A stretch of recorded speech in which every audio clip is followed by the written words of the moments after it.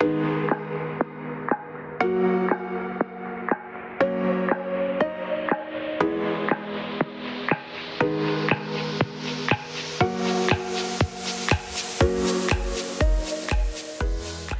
you for joining us today for our webinar, 3 Steps to Level Up Your 2023 People Strategy with HourWork. I'm Laura Michaels, I'm the editor of Franchise Times, and I am excited to dig into this topic with HourWork, which is the premier employee recruitment and retention platform, transforming the hourly workspace, doubling applicant flow, and increasing retention by 30% for its customers, which represent 10,000 restaurants across brands like McDonald's, Taco Bell, Domino's, and more. Your host for today's webinar is HourWork Vice President, Jack Hanna. Jack has had thousands of conversations with owners, operators, and DOs and their teams, and today he will share with you exclusive insights from HourWork data, including 2020 retention trends, 2023 QSR wage predictions, and tips to level up your people strategy. And so without further ado, I'd like to welcome Jack Hanna. Thank you so much, and excited to chat with everybody today. As mentioned, my name's Jack Hanna, and I'm going to be talking you through 3 different trends and 3 different tips to, again, help you level up your people strategy, help you run your franchise a little bit more efficiently.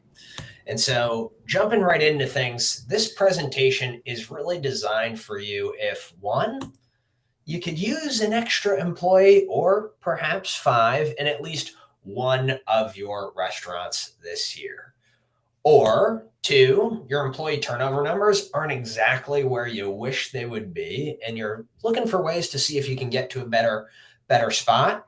Or 3, you'd just like some industry benchmarks to compare yourself against. Obviously, a lot of us are competitive people, so getting a better understanding of where everybody else is at can be a really helpful way to help drive improvement each year.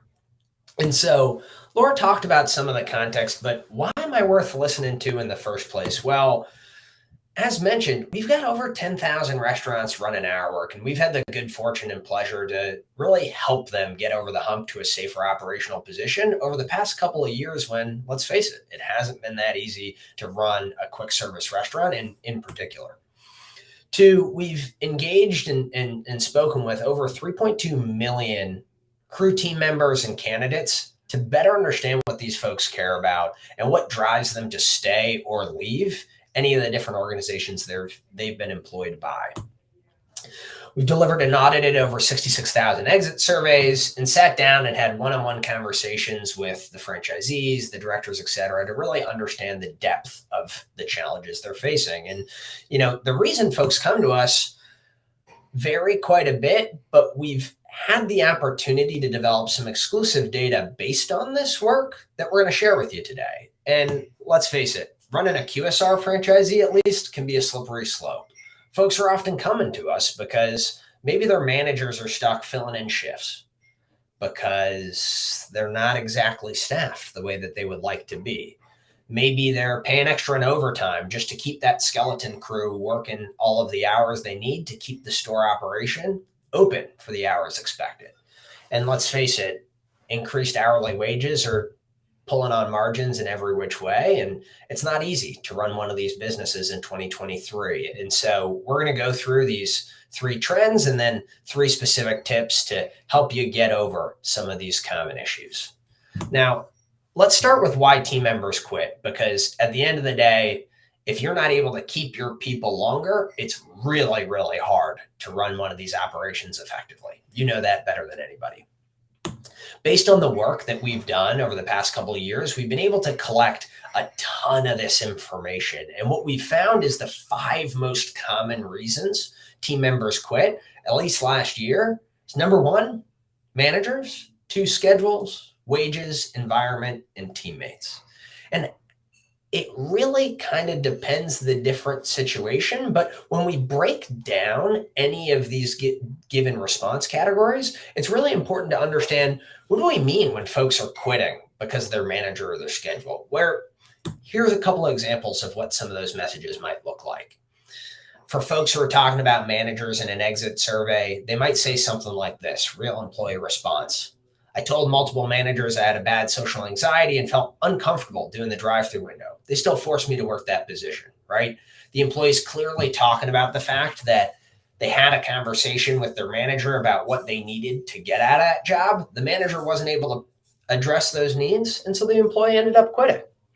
Here's another example. It was a 16-year-old who was put into somewhat of a toxic work environment where their mental health was even questioned directly by their manager, and they didn't feel like the situation was worth it if they had to put up with that type of treatment. And so what's really interesting about this data and what our customers really find is useful is not just that, hey, managers are important. We all know that managers are important, but in fact, in our exit surveys, managers are coming up as twice as often as pay. And when I speak to a lot of franchisees, pay and wages are typically the first topic that folks point to for why people leave. And somewhat counterintuitively, it actually isn't corroborated in the data. Our exit surveys contain responses related to the managers twice as often. And so I think you can take from that old adage that people leave their manager, not their job, does actually end up proving true in this environment. And the more you can understand how to help your managers be effective in the job, the better you're able to compete with folks who might be paying a little bit extra down the road, 25 cents, 50 cents, et cetera. Now, of course, you can't be paying well below market and still expect to recruit and retain excellent folks. But time and time again, we do see that having excellent managers makes a much bigger difference on your retention. And conversely, if you can't get good managers in place, it can have a much bigger effect on turnover than almost any other factor. So that's the first one. The second is that you can actually do something about turnover if you intervene and check in to understand what matters to your employees. Now, through our software, we help our customers check in with employees at different milestones across their journey to better understand what's their experience like. And frankly, how does that experience compare with their likelihood of staying with that organization long term? And we're able to actually plot these answers in a graph to really understand what can our customers do to prevent those people from actually leaving. And what's interesting is the data tells us a couple of different things. One, that when people talk about their schedule, there's only an 8% probability they'll quit within the next week. So, hey, should we address that issue? Of course, but folks having questions about their schedule is pretty common and doesn't often correlate with them leaving right away. So you have a little bit of time. Don't panic. On the flip side, looking at the right-hand side of the screen, folks talk about training. Our data shows that there's a 44% likelihood that they'll quit within the month, within 30 days. And so if folks are bringing up that training's an issue in a one-on-one conversation or a response to an engagement program, something like we offer, that intervening and addressing that quickly can have a really, really big difference for that individual employee. And what our customers see is not only can intervening with that individual employee stop them from quitting, but rather identifying these themes, which topics, be it training, their manager, their schedule, most closely correlate with the theme that drives turnover for their individual restaurant, the better they're able to prioritize programs to make their operation run more efficiently. And we have the data to prove it, right? We've been doing this for years, and we've been able to correlate these different types of responses to these outcomes to help our customers really drive that improvement. Now, the last piece, because we do get so many questions about wages, is ultimately about how much do you have to pay? And we've been able to analyze this data from a number of different sources to come up with some predictions of how we imagine wages changing over time. You'll see here on this chart that we've got 6 different positions broken out, ranging from baristas to cooks, traditional crew team members, managers, shift supervisors, and breaking it out up through now and our predictions for the rest of the year. And we like to do this to help illustrate a couple of different things. One, the importance of managers right? We talked about it a little bit before, and our data is showing that managers are going to continue to require and demand increased compensation throughout the rest of the year if you're going to continue to expect the same things that you've expected of them in the past. And our data shows it's probably worth it. So we got to buckle up and prepare and plan for that so that we're in a position to effectively run our operation, knowing those folks might require a little bit extra pay. On the flip side, when you look at some of these other positions like crew team members, we're seeing that largely be flat, at least for the next couple of months. Sure, we're seeing pressures in different states with different minimum wages changing, which will make these numbers fluctuate across the year. But by and large, we see manager compensation being the one that's going to rise most over the coming year, and crew team member compensation largely looking flat. And if we were to break this out to specific numbers, you can see it across these 5 positions very, very specifically. Now, why does any of this matter? Well, it matters because, again, you can't be paying well below market and still expect to recruit and retain excellent people. But we do find time and time again that there are things that you can introduce to start to combat this. If you want to know more about wages specifically, feel free to visit our free resource at qsrwages.com. But I want to take you through 3 concrete tips that you guys can introduce to get ahead at just playing the wage game so that you can run your business effectively. Let's take a look at the first. This relates to making your GM's lives easier. We just spent a little time talking about how GMs might be requiring a little bit more pay over the next 6 months. Well, anything that you can do to invest to make their lives easier so they can focus on solving problems instead of just identifying them can be a huge difference maker in the effectiveness of your organizations. Here we have a story of one of our customers talking about how they used our program to automatically check in with employees via text message so that she could spend her time not finding out what the problems were, but rather understanding those problems and actually doing something about it, prioritizing different programs to actually drive improvement for the organization. And the results sort of speak for themselves. Their trailing 12-month turnover dropped from 167% down to 98, and 90-day turnover from 47% to 17. So when you're able to introduce these types of initiatives and ultimately focus your team members' time on, or I should say management members' time on solving problems rather than just identifying them, you're able to really fundamentally change your staffing situation. In their case, their staff size increased by an average of 12 folks per restaurant. So pro tip 1, invest in those GMs, guys. Make their lives easier so they can focus on solving problems, not just identifying them. Pro tip number 2, it's kind of a build on pro tip number 1. It's really that employee feedback should drive your decision making. It's really easy to sit back if you own multiple restaurants, multiple store locations, and really try and think through, hey, what could I do to run my business better? And not take the time to understand what is it actually like on the floor of your organization and what do the individual employees care about. But our world and our data shows that if you can take the time to understand that employee feedback and use it to drive your people processes, your culture, it really will lead to significantly increased success. So we encourage you to really brainstorm the solutions based on data and then actually create an action plan that allows you to drive improvements. And here's an example of what a sample worksheet you could use to start with the problems, divvy out the actual potential solutions, and create an action plan to really drive the improvement that you're seeking. And pro tip 3, don't start this investment in what your employees are about. Once employees start it with your candidates. In today's environment, we know it is easier than ever to get a job, an hourly wage job at a quick service restaurant or an alternative. And if you can take the time to ask candidates what they care about during the interview process, it affords you the opportunity to actually sell them on why your organization or your job is the right job for them. And this can be such a difference maker when on the different job boards, you can one click apply to 10, 15, 20 jobs at once. And so the sooner you can start cluing into their needs, the sooner you can show them that you're invested in their success, and that'll lead to their employee journey.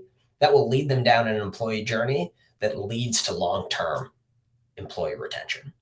And if you want to take that one step further, make sure that when folks ultimately do apply, respond quickly, right? Folks, shooting them a quick text rather than waiting 2 hours to pick up the phone and call them or send them an email goes huge. It goes super, super far in making sure that you can get these people in the door quickly, especially in the competitive hiring environment that we've been in.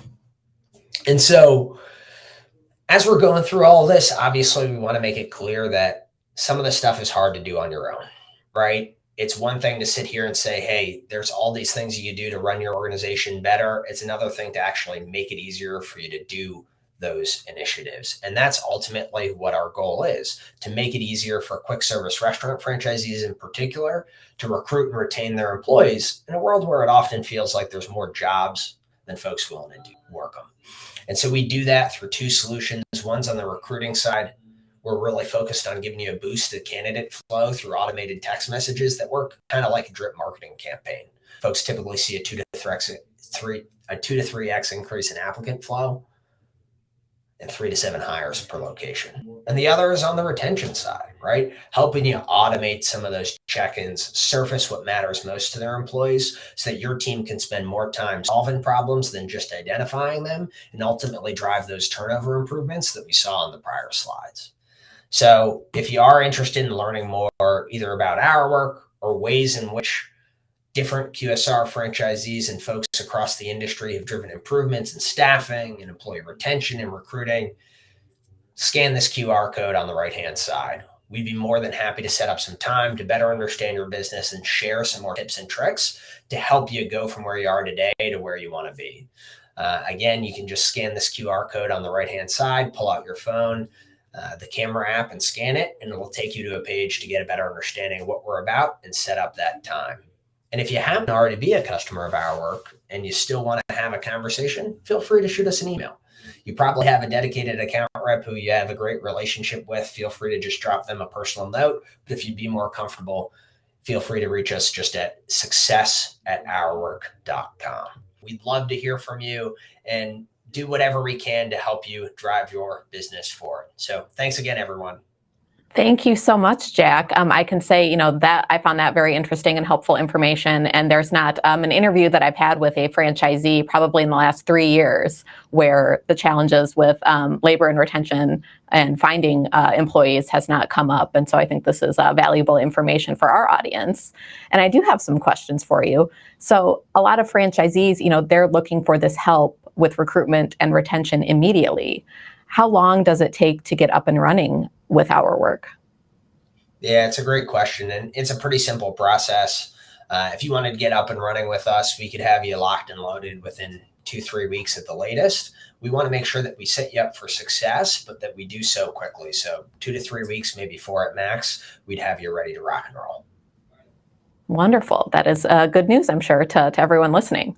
And so another question for you is related to, you talk about franchisees using the platform and the ability to get a 30% increase in retention and doubling that applicant flow.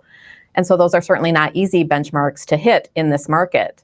Can you tell us a little bit more about that? And is this across all franchise businesses? Is this something that makes potential customers a better fit and maybe more likely to have better results than others?